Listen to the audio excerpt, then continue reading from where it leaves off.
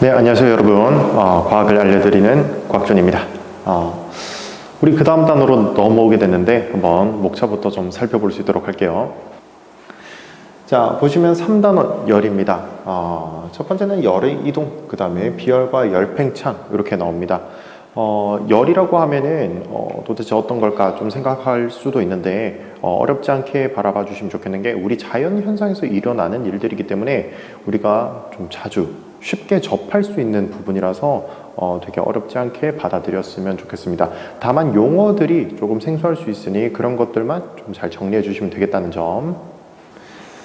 자, 그러면은 바로 갈 수 있도록 할게요. 자, 온도와 입자 운동에 대해서 나오는데 우리가 온도라는 말 되게 자주 씁니다. 그죠? 뭐 온도가 높다라면 우리가 더위를 느끼는 것이고 온도가 낮아라고 하면 우리가 좀 추위를 느낄 수가 있는데, 자, 그래서 온도라는 게 뭐냐 하니까 온도라는 것은 뭐 우리가 영어로 temperature, 그죠?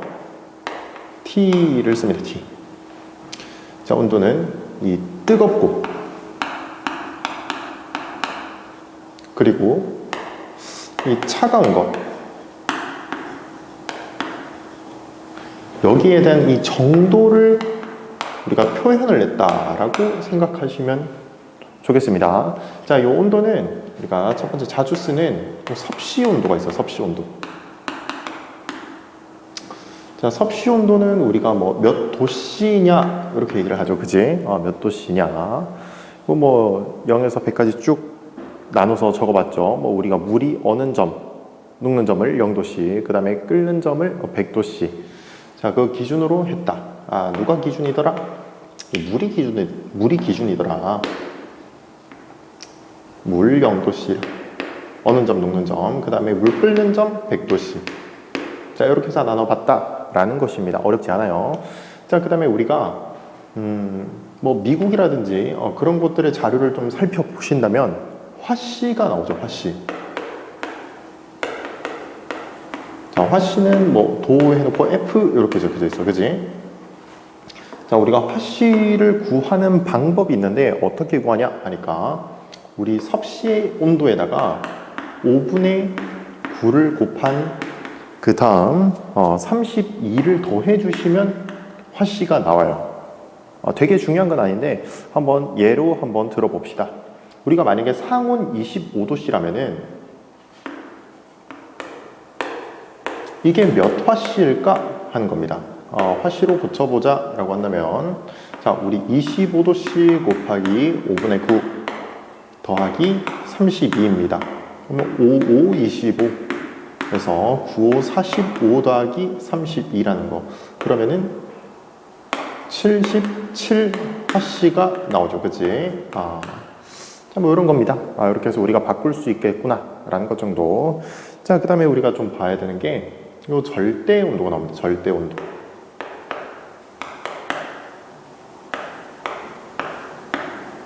자, 절대 온도는 잘 봐주세요. 절대 온도는 이 켈빈이라는 값을 씁니다. 몇 켈빈이냐 이렇게 쓰게 되는데, 자, 이게 뭐 과학에서 자, 0켈빈이라 한다면은 이 기체 입자가 이 운동이 가장 작아지는 값을 얘기를 합니다. 그때가 언제냐 하니까 그때가 우리 섭씨로 영하 273.15도씨래. 자, 이런 거 좀 기억해 두세요. 그래서 우리가 요 온도, 요 켈빈 온도를 우리가 절대 온도라고 얘기합니다. 절대 영도, 절대 영도라 얘기를 하다. 이런 것 정도 기억해 두시면 괜찮을 것 같습니다. 자, 그 다음에 우리가 요 온도라는 것 좀 살펴봤는데, 자, 입자 운동이라는 건 좀 어떨까 하니까 당연한 거야. 뭐 당연해요. 진짜 당연한데 우리가 온도가 높으면은 사실 에너지가 높겠죠. 에너지가 높으면은 이 입자들이 많이 움직일 거야. 더 활발히 움직입니다. 근데 온도가 낮다면은 입자들의 운동성이 적어져요. 그지? 특히 기체 같은 경우에 온도를 계속 가하면은 얘가 막 멀리 벌어지는, 그지? 멀어지는 이런 일들이 발생한다고. 그래서 우리가 좀 어디서 살펴볼 수 있냐니까 이 페트병, 이 쪼그라진 페트병에다가 열을 가해주면 그럼 얘가 팽창하죠? 그지? 그 값이 이 기체 입자들끼리는 서로 멀어졌기 때문에 벽면을 더 많이 때리면서 일어날 수 있는 일이다 라는 겁니다. 뭐 혹은 뭐 탁구공 이제 뭐 찌그러진 걸 이제 뜨거운 물에다가 올려본다면은 탁구공 안에도 그러니까 기체 입자들이 있을 거란 말이지. 그런 것들이 이제 기체 입자들이 더 활발히 움직이기 때문에 다시 펴졌다라고 보시면 돼요. 어쨌든 간에 당연하게 뜨거우면은 입자들이 활발히 움직이고 차가워지면 온도가 낮아지면 입자들의 운동성이 되게 적어지겠구나 라고 받아들이시면 됩니다. 어렵지 않아요. 그래서 이 입자 운동에서 어떤 게 좀 나올 수 있냐니까 뭐 잉크를 이제 좀 뿌려주는데 어디에다가 뿌려주냐 하니까 뜨거운 물과 차가운 물에 각각 떨어뜨려 줍니다. 자, 그러면은 뜨거운 물에서는 이 잉크가 조금 더 빨리 번져 나가는데 차가운 물에서는 입자가 잉크가 조금 덜 빠르게, 그러니까 조금 느리게, 상대적으로 느리게 퍼져 나가는 것을 우리가 볼 수 있다라는 것 정도 체크를 하시면 될 것 같습니다. 괜찮아요? 정리 좀 하시고 그 다음 넘어갑시다. 자, 그 다음에 우리가 열과 열평형이라는 게 나타나는데, 자, 열이라는 게 뭘까라고 한다면 열은 에너지예요. 에너지.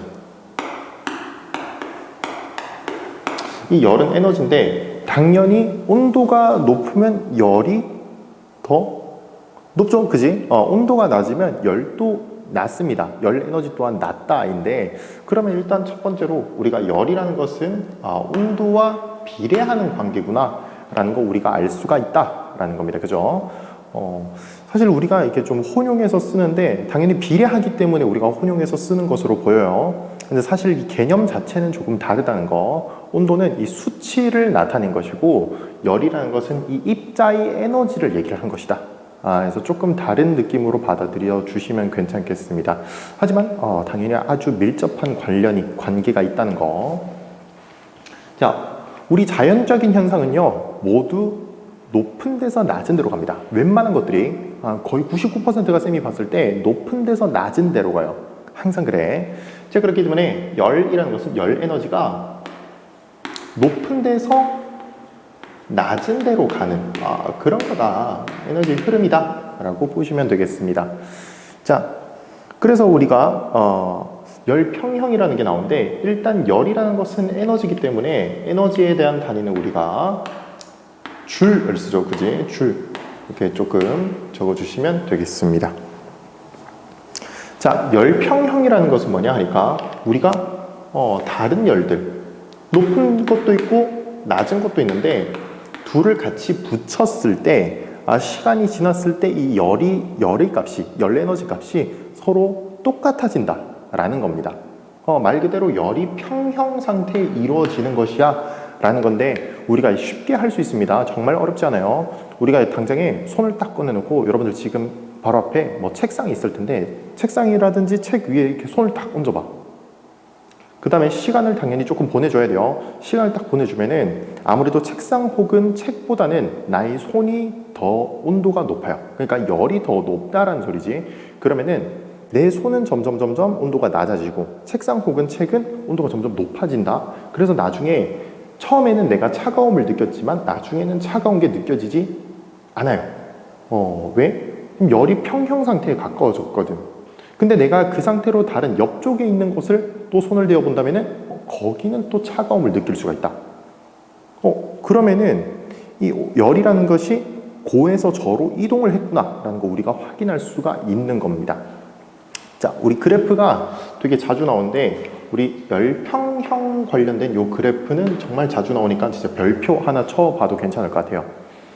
자, 어쨌든 지금 보시면은 온도와 시간에 대한 관계에 있는 그런 그래프다라는 건데, 자, 뜨거운 물, 자, 온도가 높으니까 당연히 열 에너지 또한 높겠구나 라고 생각해 볼 수가 있을 것이야, 그지?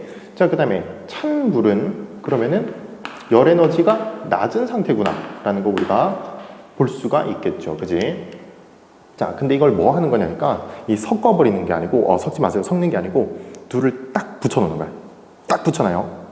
그러면은 이 에너지들이 서로 넘어갈 수가 있겠죠. 이제 뜨거운 물, 뜨거운 컵에 있는 그 에너지가 차가운 컵에 있는 에너지한테 이 전달이 될 수가 있겠죠.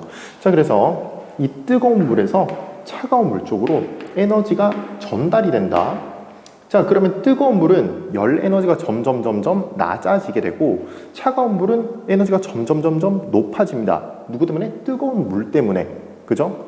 그래서 뜨거운 물은 좀 식게 되는 것이고 찬물은 온도가 올라가서 좀 미지근해진다. 그래서 이 둘이 좀 사이에 있는 이 값으로 온도가 일정해져요. 누가? 둘 다.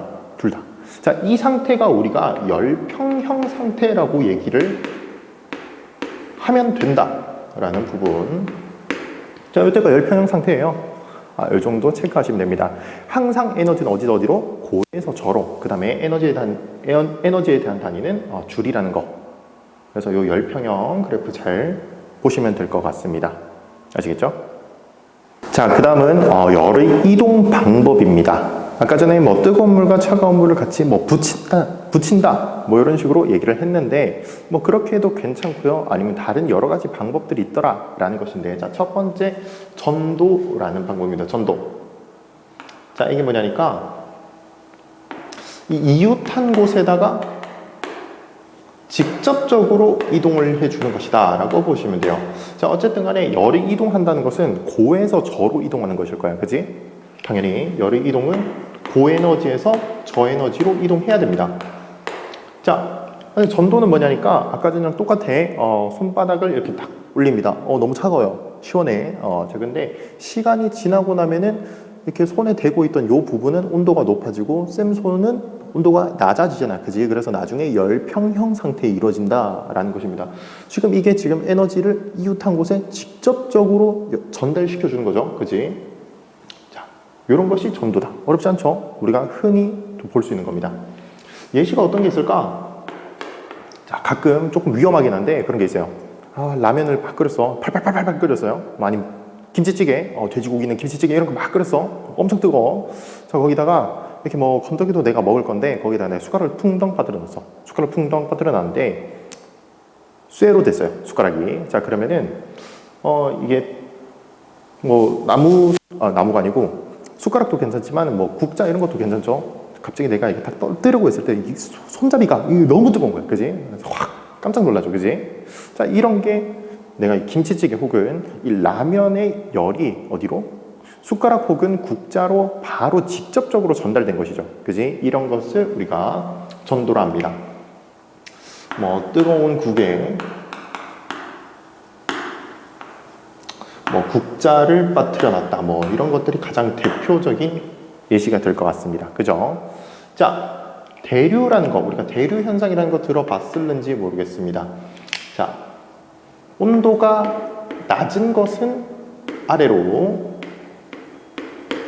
그 다음에 온도가 높은 것은 위로 올라가는 현상인데요.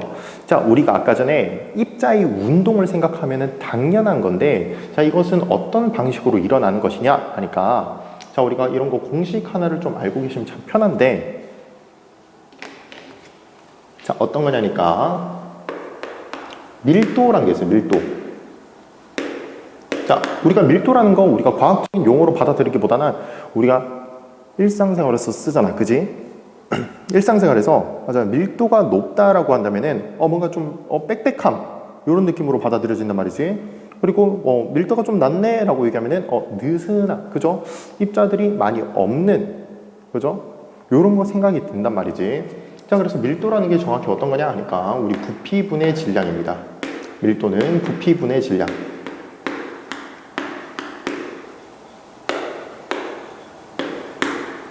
자, 우리가 이 단위 부피에 부피를 고정값으로 딱 뒀을 때 질량이 얼마나 많냐? 당연히 입자가 많으면 질량이 높겠죠. 그지? 자, 그럼 봐봐. 똑같은 부피를 준비해 줍니다. 똑같은 부피.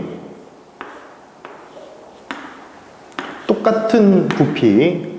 벌써 안 똑같은 것 같은데 똑같다고 생각합시다. 똑같은 거라고 하자. 자, 똑같은 겁니다. 똑같은 공간이야. 똑같은 부피예요.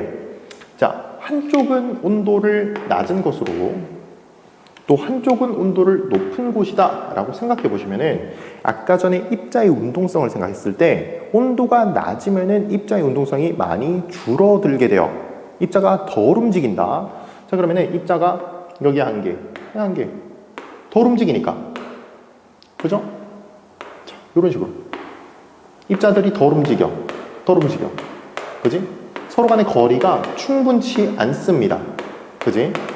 자, 우리 이 전체 공간에서 일부만 딱 얘기하는 거야. 자, 근데 쭉 옮겨와서 온도가 높은 곳이 있대요. 자, 그럼 여기는 열 에너지가 높기 때문에 입자들이 활발히 움직인다고, 그지?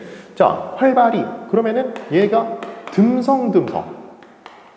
그죠? 듬성듬성 있어요. 왼쪽보다 확실히 듬성듬성 있으셔야 돼. 하나 더 집어넣어줄까? 반만 걸쳐있자. 자, 이렇게.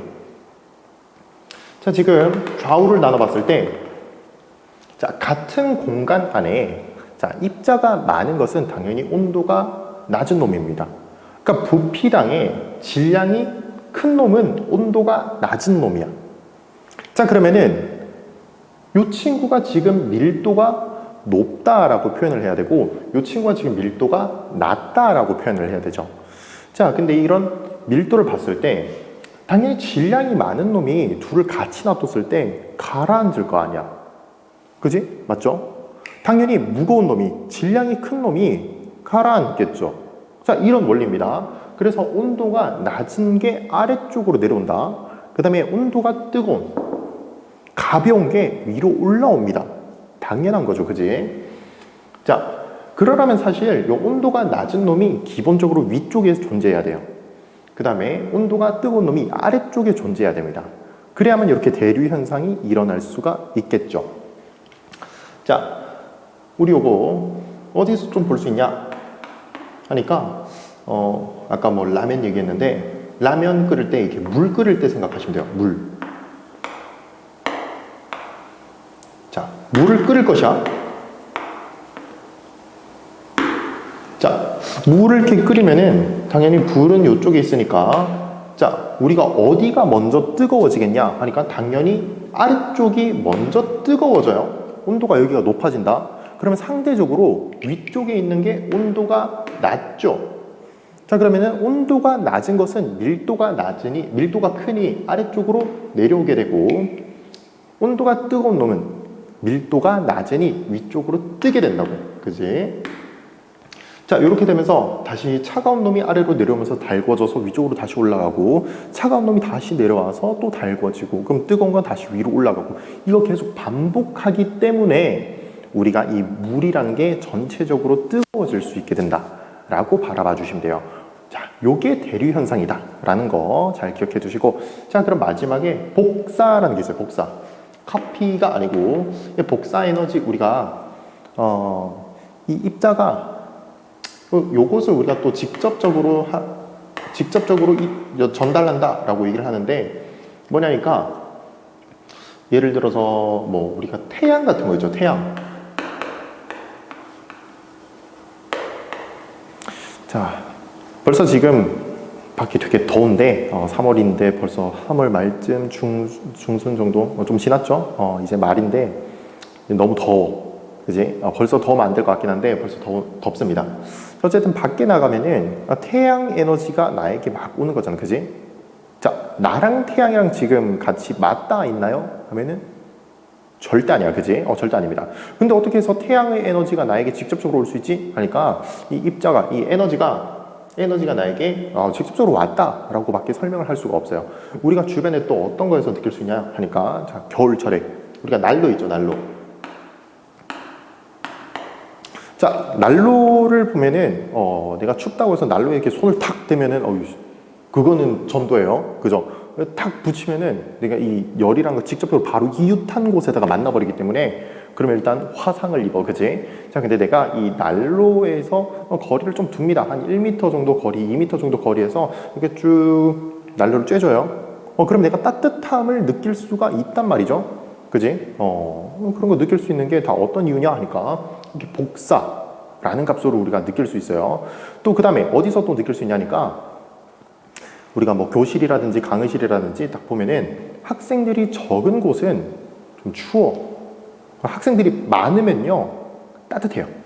왜 그러냐니까 이 물체는 본인이 내는 이 에너지들이 막 있거든. 그러니까 이 에너지들이 방출되는 값이 많으면 많을수록 따뜻해지겠죠. 그렇기 때문에 학생 수가 많으면 많을수록 그런 교실, 그런 강의실에는 좀 더 따뜻할 수 있다라는 거. 이런 것들 모두 우리가 복사 에너지다, 복사다라고 보시면 됩니다. 어쨌든 간에 열의 이동은 이렇게 전도, 대류, 복사 이런 식으로 나뉘어서 우리가 설명할 수가 있겠다라는 부분입니다. 오늘 이제 열의 이동에 대한 단어는 여기까지고 그 다음에 또 쉽습니다. 뭐 어렵지 않아요. 이 열량이라든지 이런 것들 내용 배우면서 이 단원 또 금방 끝내면 되겠습니다. 고생하셨습니다.